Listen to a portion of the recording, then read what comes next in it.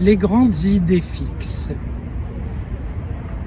À chaque époque, des penseurs, et des gens simples, des artistes, des gens de tous bords, et semblent avoir une idée fixe sur la fin du monde, sur le danger qui nous guette. J'ai relu le discours de Camus à Stockholm. Il alertait sur le danger qui allait faire que la planète allait disparaître. Et vous savez ce que c'est, ce danger? C'était le danger de guerre nucléaire. À l'époque, on disait il y a tellement de bombes atomiques entreposées, l'Amérique, la Russie. Aujourd'hui, on dirait la Corée, peut-être l'Iran. Enfin, il y a tellement d'armes de destruction que la planète est au bord de sa destruction imminente. Et aujourd'hui, on ne dit plus ça. On dit la planète va suffoquer, va disparaître, va être détruite par le réchauffement climatique, par exemple. Bien, il va y avoir une guerre analogue à la guerre de 14, parce que au Moyen-Orient, c'est comme les Balkans, et en 14, une étincelle mettra le feu aux poudres, etc. C'est intéressant parce que ça veut dire que la pensée, pour se stimuler et en même temps pour se reposer, c'est curieux, a besoin d'une espèce de fin du monde, de terminus. Voilà, attention, on file vers ce terminus et nous allons disparaître. C'est une façon émouvante d'élaborer sa mort, d'élaborer la mort de l'humanité.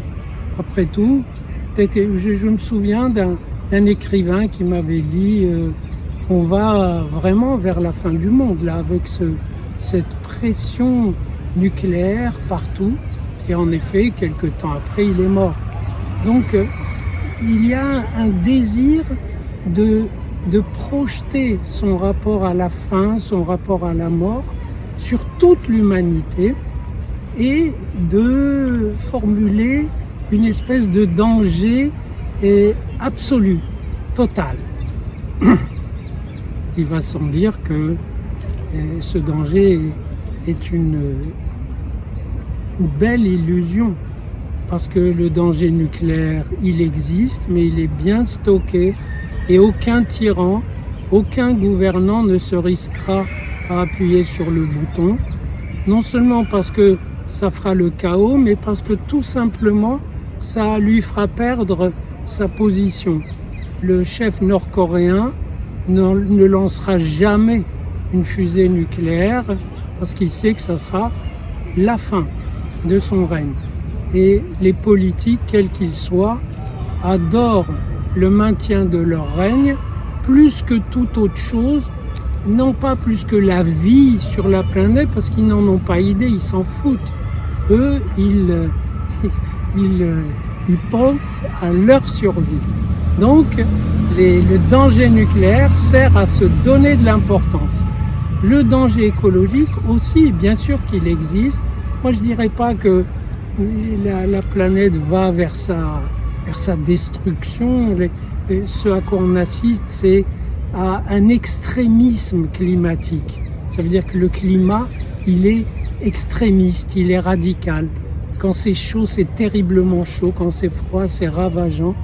Et ça donne des orages, des phénomènes météorologiques inédits dans une telle quantité.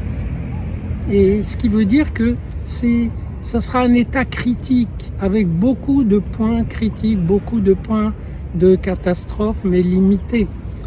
Et donc, la planète ne va pas vers sa destruction écologique, tout simplement parce que les humains, savent affronter les problèmes qu'ils produisent et en les affrontant, ils créent des solutions techniques qui produisent de nouveaux problèmes et ainsi de suite. Et donc, c'est le cours de la vie. Mais c'est remarquable que certains peuvent glisser dans ce danger. J'entends leur idéologie. J'entendais l'autre jour un philosophe, paraît-il, philosophe français le plus lu dans le monde, qui expliquait, ben oui, que tout ça, c'est l'œuvre du capitalisme, qui ne pense qu'au profit, qui ravage la planète, mais le capitalisme, il fait pas que ravager la planète, il produit du profit, donc il doit reconstituer la planète. Et quand il la ravage, et le plus souvent, il la ravage pas, il l'exploite, il donne du travail aux gens qui n'en demandent pas plus. Mais il y a l'idée que, ben voilà, devant un danger qu'il essaye de pousser à la limite, là on va vers quelque chose, les peuples se révoltent, c'est un peu la fin du monde. Mais ce qu'il faut, c'est l'idée communiste. Et là, le journaliste est un peu interloqué parce que la solution a été essayée et s'est révélée encore plus catastrophique que tout le reste. Mais bon, c'est cette façon de s'appuyer sur la fin du monde pour déconner sur le monde tel qu'il est, m'a paru typique, intéressante.